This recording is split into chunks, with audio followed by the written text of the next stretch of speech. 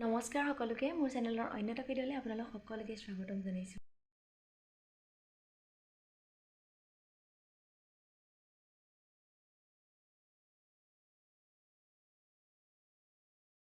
আজিৰ ভিডিঅ'টো সেয়েকে ৰাতিপুৱা গা পা ধুই আৰম্ভ কৰিছোঁ।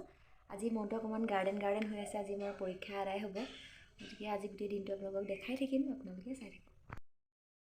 এতিয়া প্ৰথমতে মই ৰাতিপুৱা ঘৰটো সাৰি লৈছোঁ। মানে চাহ খোৱাৰ আগতে ঘৰটো সাৰি লওঁ। কিবা এটা চাফা কৰি ল'লেহে মানে কিবা এটা খাই ভাল লাগে ন। মই সেইকাৰণে প্ৰথমতে ঘৰ সাৰি লওঁ গা ধুইয়ে, যেনে তেনে কাপোৰযোৰ মেৰিয়াই তাৰ পাছতহে চাহত লাগোঁ। আপোনালোকে চাই থাকক, মই দেখাই থাকিম দিনটো কেনেকৈ পাৰ কৰোঁ, কি কৰোঁ। তাৰপিছত ঘৰ সাৰি হ'ল, আহি চাহ বনালোঁ। মই লাল চাহ খাওঁ ৰাতিপুৱা। তাৰপিছত মায়ে ৰাতি বনাই থৈছিলে ঘিলা পিঠা আৰু লগতে মিঠাই আছিল। খাই বৈ বাচন বৰ্তন ধুই ৰুমলৈ আহিলোঁ। ৰুমৰ অৱস্থা বেয়া। ভাবিলোঁ গোটেইখিনি চাফা কৰি লওঁ, তেতিয়া অকণমান পৰীক্ষালৈ যোৱাৰ আগত পঢ়ি যাব পাৰিম। যদি ৰুমটো অচিজিল হৈ থাকে পঢ়িবলৈ একেবাৰে মন নাযায়। আপোনালোকৰ এনেকুৱা হয়নে জনাবচোন দেই।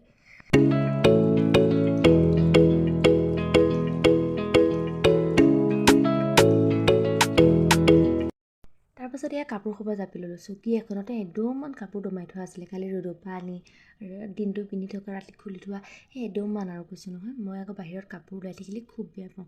আলনাত যদি বেছিকৈ লং পেণ্ট জেকেট এইবোৰ থাকে তেতিয়াতো মোৰ আৰু খং উঠে। আজি এইবিলাক চব ভৰাম বাৰু, পৰীক্ষা শেষ হ'ব নহয়। তাৰপিছত মই ভাত খাই লওঁ বুলি ল'লোঁ। ভাত খাই বৈ আজৰি হৈ ভাবিলোঁ ইউনিফৰ্মৰ চাদৰখনকে জাপ এটা দি থওঁ আগতীয়াকৈ।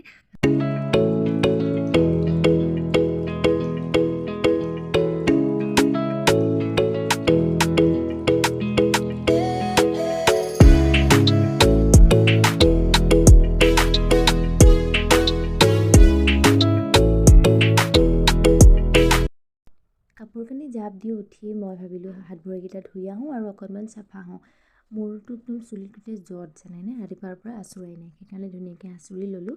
আপোনালোকে বাৰু ৰাতিপুৱাই গা ধুই আহি এইবোৰ কৰিবলৈ সময় পায়নে? মোৰ পিছত ঠাণ্ডা লাগে, সেইকাৰণে মই লৰালৰিকৈ কামবিলাক কৰি লওঁ এইবিলাক কৰাৰ আগতেই। তাৰপিছত এই ক্ৰীম অকণো সানি লৈছোঁ। মুখখন ইমান টানি ধৰিছে। আপোনালোকৰ বাৰু ধৰেনে? ঠাণ্ডা দিনত মোৰ এনেকুৱা হয়েই জানেনে। তাৰপৰা যিহেতু মই এতিয়া কাম বন কৰি আজৰি, অকণমান গৰমো উঠিলে চুৱেটাৰ খুলিলোঁ। তাৰপৰা পৰীক্ষালৈ যাবলৈ এতিয়াও 1-1.5 ঘণ্টা বাকী, সেইকাৰণে অকণমান পঢ়োঁ বুলি ল'লোঁ। পঢ়োঁ মানে কি আৰু, পঢ়ি থোৱাই আছে, অকণমান ৰিভাইজ কৰিলোঁ আৰু গোটেইখিনি ওপৰে এবাৰ চালোঁ। তাৰপিছত ফোনত সময়টো চালোঁ যে মোৰ ওলাবৰ হৈছে আৰু সেইকাৰণে গোটেই কিতাপ ফলিখিনি জাপিলোঁ। জাপি পেলাই মই এক্সামলৈ নিব লগা হাৰ্ডবৰ্ড, পেন, পাৰ্চ গোটেইখিনি ৰেডি কৰি ল'লোঁ। তাৰপিছত চকলেট দুটা আছিলে, তাকে খাবলৈ মন গৈ আছিলে কিবা এটা। তাৰপৰা আগফালে গৈছোঁ, আমাৰ ডাঙৰি আনি আছে ট্ৰেক্টৰেদি। তো সেইখিনি অকণমান চাই মেলি আহি মই ওলাবলৈ ল'লোৱেই। তাৰপিছত আপোনালোকক দেখাই থাকিম, চাই থাকক। এয়া মই কলেজলৈ ওলাইছোঁ, মানে কাপোৰ কানি পিন্ধি আজৰি। আজি চুৱেটাৰ পিন্ধা নাই। হলত গৈ বৰ গৰম উঠে, কিন্তু আহিবৰ সময়ত ঠাণ্ডা লাগে। সেইকাৰণে ভাবিলোঁ দীঘল হাতৰ ব্লাউজ এটাকে পিন্ধোঁ। মানুহজনক পুটুককৈ সৰুকৈ দিলে, দেখিছেনে? মই বিশেষ একো কৰা নাই, চুলিখিনি বান্ধিছোঁ এনেই নৰ্মেলকৈ। তাৰপিছত অকণমান লগাইছোঁ ক্ৰীম, ফুট আৰু সেন্দুৰ ৰাতিপুৱা লগাই থোৱাই আছিলে। তাৰপৰা ভাবিছোঁ অকণমান কাজল লগাই যাওঁ, চকুকেইটা দেখিবলৈ ভাল লাগে। মানে হাঁহি দিলে কিবা এটা মৰম লাগে ন কাজল লগালে। তো সেইকাৰণে মই কাজল গোটেই চকুত নহয়, চাইডত লগাওঁ, অকণমান মৰম লগাওঁ বুলি আৰু দেই। ষ্ট্ৰবেৰীৰ অকণমান লিপ বাম লগাইছোঁ, কাৰণ মোৰ ওঠখন মানে ইমান বেছি ফাটি আছে নহয়। তাৰপৰা এয়া মোক মানুহজনে থ'বলৈ আহিলে। মই বাৰু মানুহজনৰ লগত প্ৰায় কমেই আহোঁ দেই, মোক ভাইটিয়ে অনা নিয়ে বেছিকৈ কৰে। এয়া পথালি পাহাৰ পোৱাৰ আগত এটা ট্ৰেইনৰ ষ্টেচন আছে আৰু তাত অকণমান ৰ'ব লগা হ'ল ট্ৰেইন আহি থকাৰ বাবে। এয়া মই পৰীক্ষা দি মেলি ওলাই অহাৰ দৃশ্য। মানে এক্সাম হল পালোঁগৈ, চ' ভিডিঅ' আৰু নকৰিলোঁ। তাৰপিছত আজি এক্সাম শেষ, গতিকে ইহঁত আটাইকেইজনে ক'লে যে আজি আতিথ্যত সোমাই যাওঁ। সেয়া ফাইনেলি মই কলেজৰ পৰা আহি ঘৰত পালোঁহি। সন্ধিয়া হৈ গ'ল। যিহেতু আপোনালোকে গম পাইছেই মোৰ এক্সাম 4:30লৈকে আছিলে, গতিকে ঘৰো দূৰ অকণমান, অকাই পকাই বাটেৰে আহোঁতে এতিয়া সন্ধিয়া হ'ল। মই আহি পাই বঢ়িয়াত ধুলোঁ। ধুই মেলি মাহঁতৰ লগত অকণমান কথা পাতিলোঁ। মাহঁতেও ছাগলী গৰুবিলাক বান্ধিলে, অকণমান লগতে থাকিলোঁ। তাৰপিছত এতিয়া প্ৰাৰ্থনা কৰিলোঁ। তাৰপিছত এতিয়া মই চাহ বনাওঁগৈ। এতিয়া কৰিছোঁ সন্ধিয়া চাহৰ যোগাৰ। মায়ে ৰুটি বনালে আৰু লগতে মিঠাই আছিলে। মই আকৌ লাল চাহ খাই বেছিকৈ ভাল পাওঁ। খাই বৈ এয়া পেপাৰখিনি চালোঁ, ক'ত কিমান পাম, কি কৰিম, আৰু গোটেইখিনি জাপি মেলি এতিয়া ভৰালোঁ। আৰু ভাতো খাব হৈ গ'ল দেই। ভাতত বৰ বিশেষ একো নাছিলে আজি। দালি, আলু পিটিকা, ধনিয়া দি পেলাই কৰিছিলে।